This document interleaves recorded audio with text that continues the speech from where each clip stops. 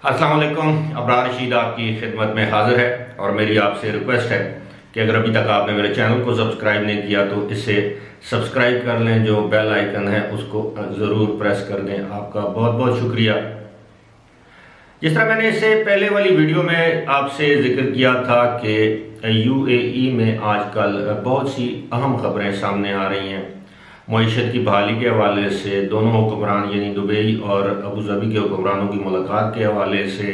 कोविड-19 से निपटने के हवाले से, एक्सपो 2020 की तैयारियां एक मरतबा फिर शुरू हो चुकी हैं और ये मार्च तक ये कहा जा रहा है कि ये अपने नुक्ता अरूज पर पहुंच जाएंगी और जो जो इन तैयारियों में ज़ोर आएगा, शिद्दत आएगी, उसी हिसाब से वहाँ पर मुलाजमतों की डिमांड भी बढ़ेगी। लेकिन इस वक्त मैं जिस अहम खबर का आपके साथ जिक्र करना चाहूँगा वो ये है कि वहाँ पर दुबई के ही हुक्मरान शेख मोहम्मद बिन राशिद ने एक स्टेट ऑफ द आर्ट, दुनिया के जदीद तरीन और दुनिया के एक बहुत बड़े ट्रैफिक सेंटर का इफ्तिताह किया है। और इस ट्रैफिक सेंटर की तामीर पर जो लागत आई है वो तकरीबन 59 करोड़ या आप ये कह लें कि 60 करोड़ दरम इस पर लागत आई है। और इस ट्रैफिक सेंटर का जब दौरा किया, उन्होंने इफ्तिताह किया शेख मोहम्मद बिन राशिद ने, तो उनको इस मौके पर जो ब्रीफिंग दी गई और जो बताया गया कि इस ट्रैफिक सेंटर के ज़रिए किस तरह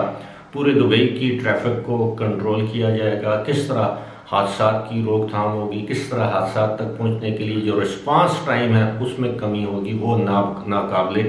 यकीन है। शेख मोहम्मद ने इस मौके पर बताया कि एक्सपो 2020 के इंतजामात की एक ये भी रिक्वायरमेंट थी कि इस तरह का जदीद ट्रैफिक सेंटर कायम किया जाए जिसमें आर्टिफिशियल मसनूई इंटेलिजेंस जो है वो उसको इस्तेमाल किया जाएगा।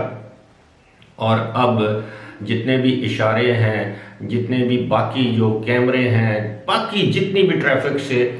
मुंसलिक जितनी भी बातें हैं, ट्रैफिक को रेगुलेट और कंट्रोल करने के लिए, ट्रैफिक जैम हो रहा है किसी जगह पर, मुतबादल रास्ता दिखाना है, नई सड़कों पर ये सारे निज़ाम को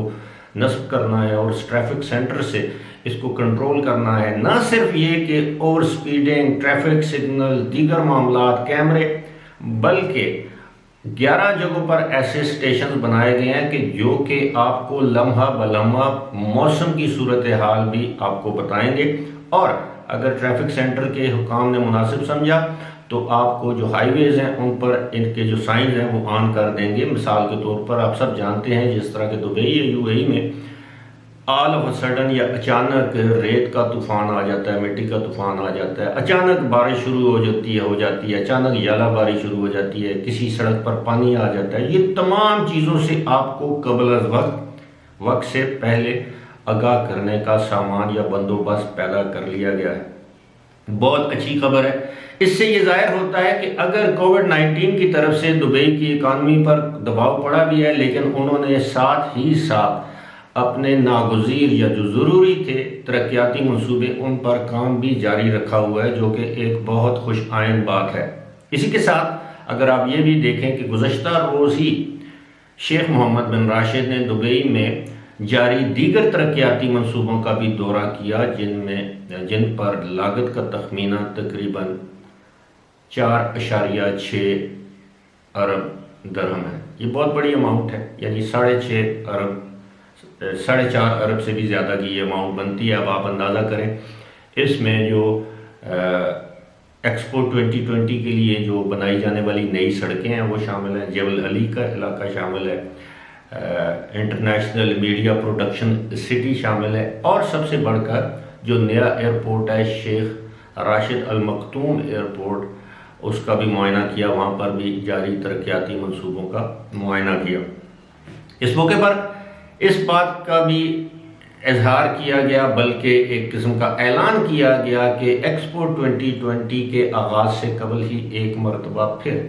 यहाँ पर इकनॉमिक रेल पेल होगी, यानी माशी जो अबतरी या स्लो डाउन की सूरत हाल है वो बेहतर होगी, वहाँ की माशी सूरत हाल भी बेहतर होगी और इसके नतीजे में जो नौकरियां हैं वो पैदा होंगी और जिन लोगों की तनख्वाहें कम हो चुकी थी मुमकिन है कि उनके इदारे उनकी तनख्वाहें बढ़ा दें। लेकिन जो डाउन साइजिंग की जो बात थी, जो ले ऑफ की जो बात थी, मेरा ज़ाती ख्याल ये है कि अब यूएई में मज़ीद डाउन साइजिंग नहीं की जाएगी, यानी कंपनियों से मज़ीद अफराद को निकाला नहीं जाएगा, बल्कि अब सूरत हाल तब्दील होती जा रही है वो इस तरह के अब कंपनियों को अफरादी क़ुव्वत की ज़रूरत है, मुलाजमीन की ज़रूरत है, और जो उन जिस किस्म के मुलाजमीन या वर्कर उनको चाहिए वो इस वक्त यूएई में दस्तयाब भी नहीं है। इससे एक ये उम्मीद की किरण भी सामने आती है, या उम्मीद की किरण पैदा होती है कि मुमकिन है आइंदा 2-3 महीनों या 2-3 हफ्तों के दौरान यूएई में कोविड-19 के बाद जो वीज़ों पर आयद पाबंदी थी उसको ख़त्म कर दिया जाए। लेकिन मैं ये भी समझता हूँ कि अगर कोविड-19 की वैक्सीन नवंबर के आखिर या दिसंबर के आखिर तक, जिस तरह वहाँ के हुक्मरान बता रहे हैं, अगर यूएई में हर शख्स के लिए अवेलेबल हो जाती है तो मुमकिन है कि इस वैक्सीन के आने के बाद सूरत हाल आहिस्ता आहिस्ता रफ्ता रफ्ता मामूल पर आना शुरू हो जाए। फ़िलहाल इसी के साथ मुझे दीजिए इजाज़त। खुदा हाफिज़।